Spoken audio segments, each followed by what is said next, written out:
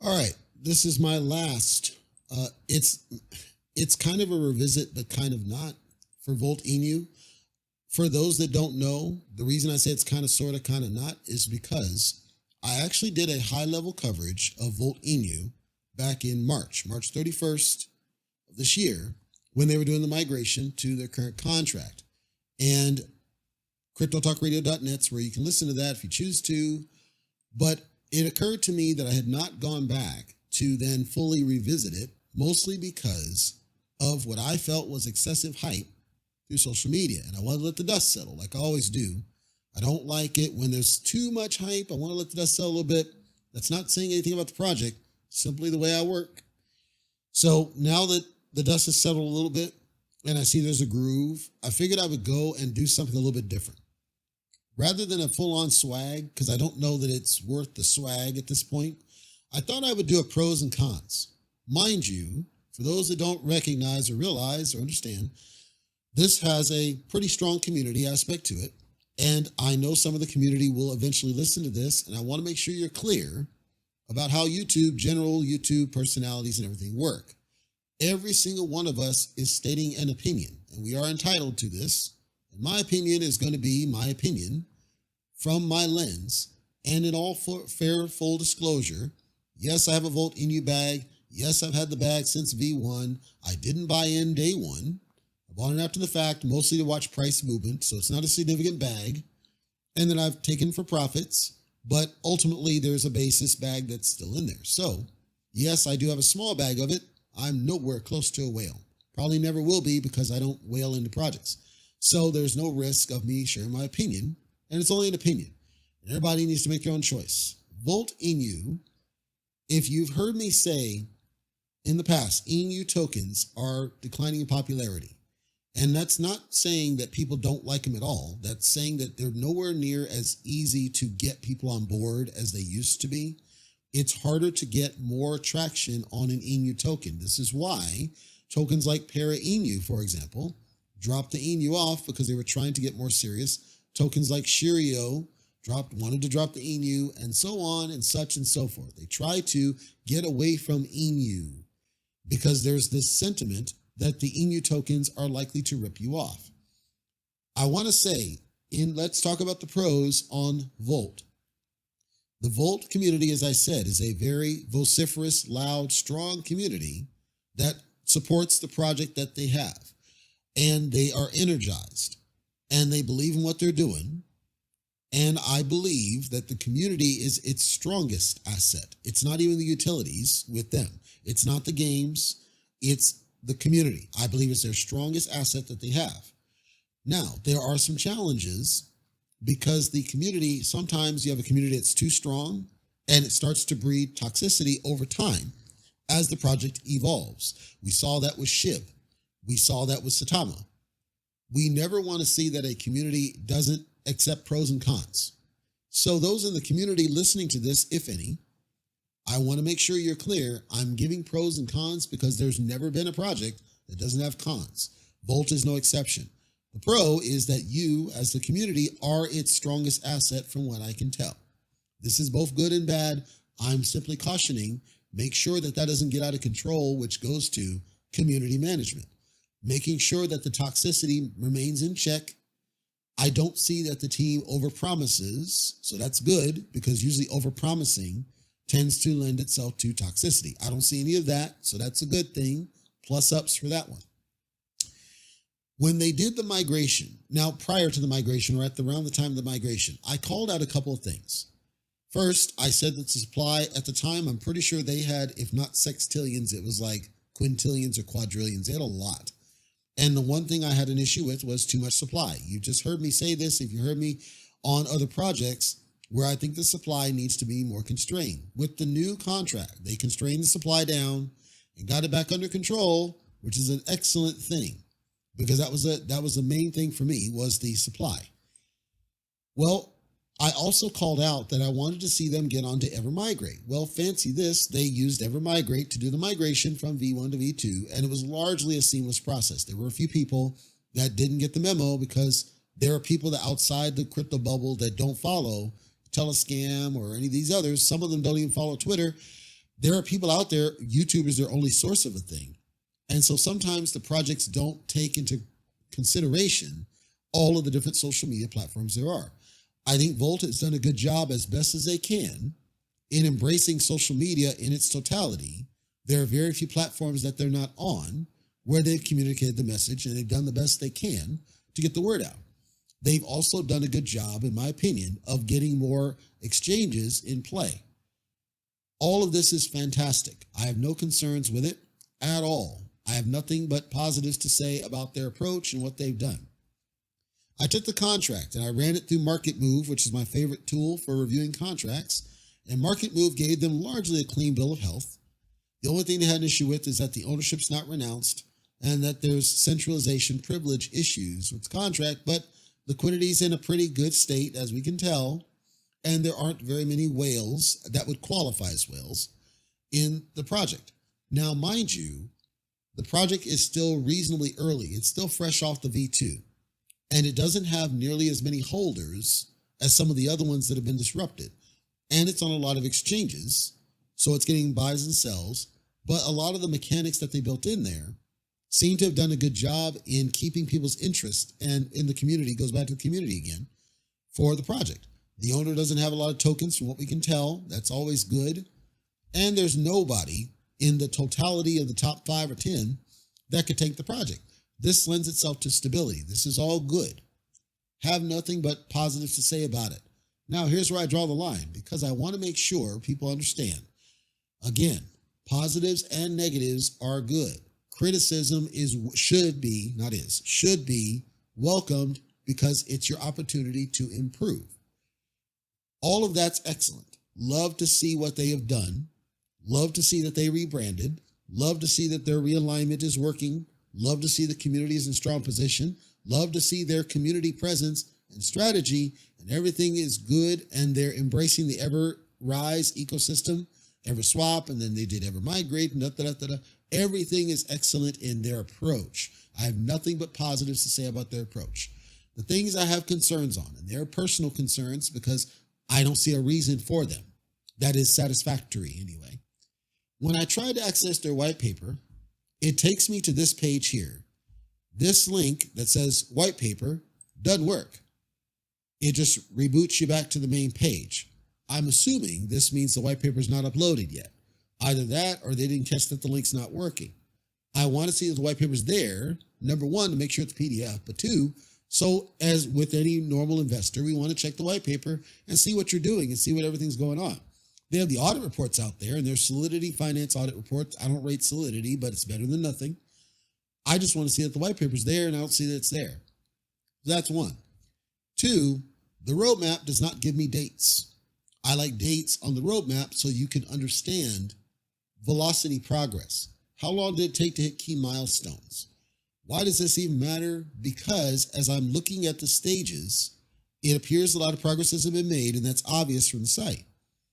However, when we get to stage 4, which apparently is our current phase, stage 3 has this one trailer that is it not done, or is it done, and when will it be done? We don't know because there's no dates. So if I'm trying to follow the progress of things, I would want to understand, okay, where are we with this item? Is it going to be done? Is it not done? How come it got left behind? Looks like we jumped over here. Like, I would not have done, as an opinion, NFTs before I do treasury staking and farming.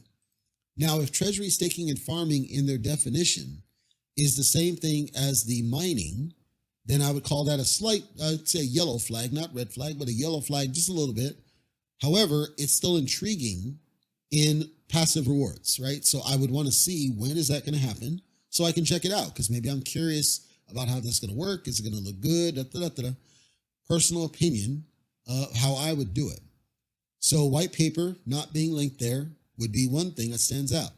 Dates on the roadmap is the second, and the third, and this is specific to me, and you've heard me say it multiple times, there are a lot of influencers, right, that follow Volt for their own reasons. Some of them were paid, some of them were not. It doesn't matter.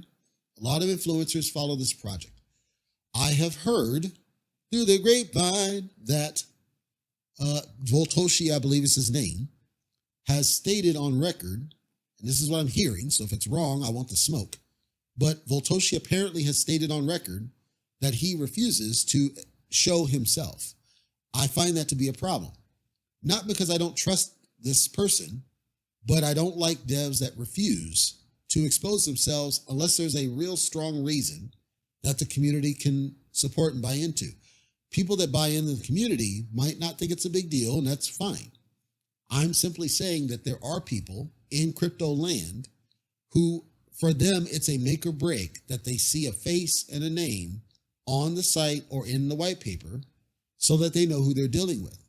I'm telling you right now that this is becoming more of a thing with a lot of these projects, not because there's anything wrong with Volt, but because there have been so many projects that have ripped people off. People are more skittish. I hear it all the time from various listeners, various avenues, whether they're followers or not, whether they just randomly stop by, that say, yeah, but where's the face? Where's the name?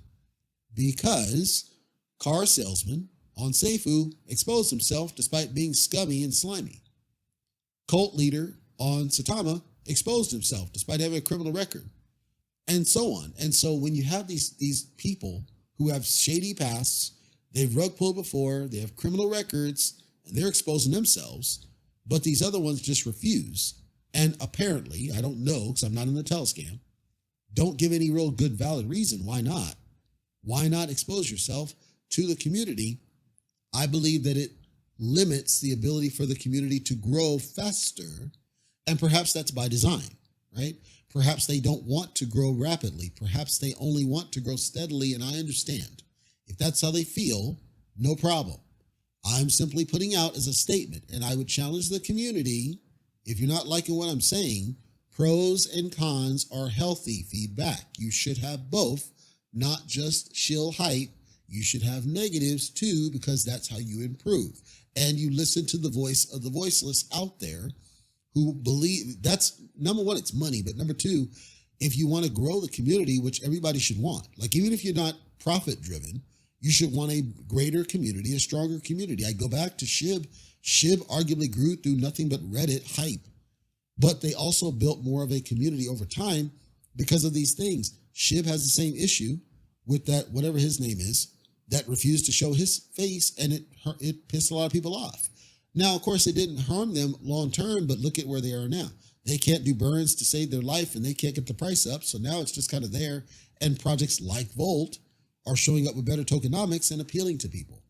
So I would posit the decision comes, do you want to grow the community at a slow pace, and that's okay, if that's what you want, or do you want these people that might be holdouts because the dev is not revealing himself? I'm saying that if you can convince the dev to just put yourself out there, what's the problem? Even if it's nothing more than a LinkedIn page, so we understand credibility. What are your credentials? What is your background? What says that you're qualified to at least do some of this, even if it's not directly crypto, because I don't know if that matters, but do you have a technical background? Do you have a business background? Do you have a finance background? You can say it in Telescam, but why not put it on the site to where people outside the crypto bubble can embrace you and say, okay, this guy's got the chops and we want to follow that. Not just words, but also visual. So, white paper. I'd like to see a white paper. It's not there. If it's supposed to be there, it ain't there. Number one. Number two, the roadmap does not have dates. I'd like to see dates because that's how we know how certain things, when certain things are supposed to go, when they're not supposed to go, when certain things are done, when they're not done. Like see dates, white paper, and then the team, the people behind the project. I think you should have more information than what you do, including faces and names, at minimum, a LinkedIn site. Because LinkedIn, ironically, is the one social media platform I don't see, and, other than Facebook, but I think you should have a LinkedIn presence. That goes to, again, if you were trying to hire somebody or hire a contractor, you're going to go to LinkedIn to understand their background and their credentials and their credibility and how good are they at their job. This is normal. This is not anything unusual. Mind you, I am giving full credit for the strength of the community. I'm giving full credit for the strength of the messaging. I'm giving full credit for brand strategy. I'm giving full credit for existing social media presence and communication. I'm giving full credit for the centralized exchange presence and the utilities and everything else. It's not about what's being done. None of that is in question. I don't think anybody would ever look at it and say that they're not doing anything or it's not that, nothing at all. Solid project, I'm saying take it to level 11.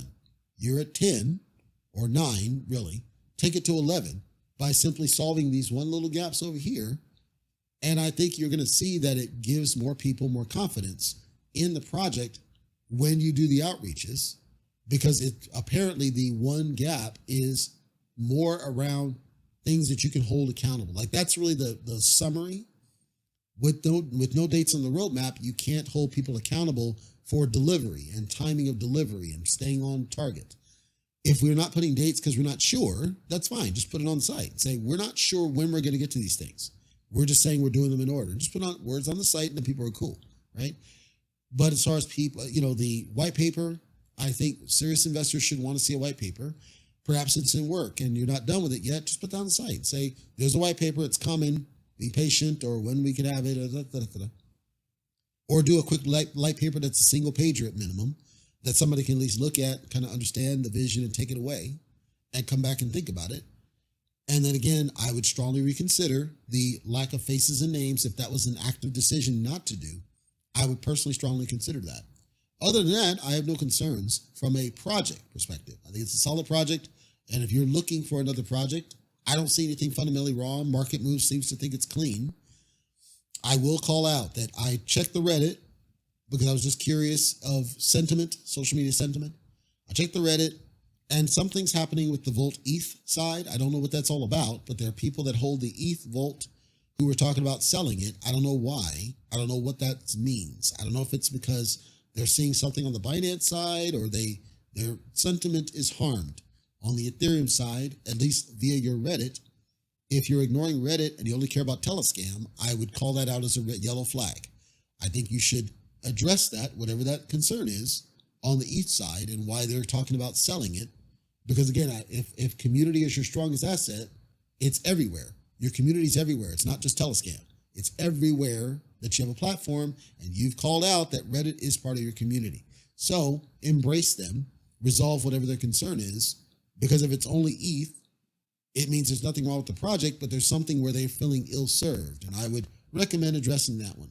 VoltInu.in, if you're not in the ecosystem and curious about it, I'm simply saying pros and cons. Again, I think the project's fine. I think they've got some basic fundamental things that I would recommend resolving. More yellow flags. I don't see anything that's a red flag at all. I think they've done a lot, and they've done a lot right from what I would recommend. But I do think there's some small things that they could shore up and ideally get back on the Reddit side and address whatever the ETH side is balking about. I don't know what it is. I didn't see what they're just saying, should I sell my ETH Volt, which is strange. I'm assuming it's price differential, arbitrage between ETH and BSC because of the gas, but I don't know. I would take some people and attack that firsthand and not just stay in Telescan. My opinion, personal.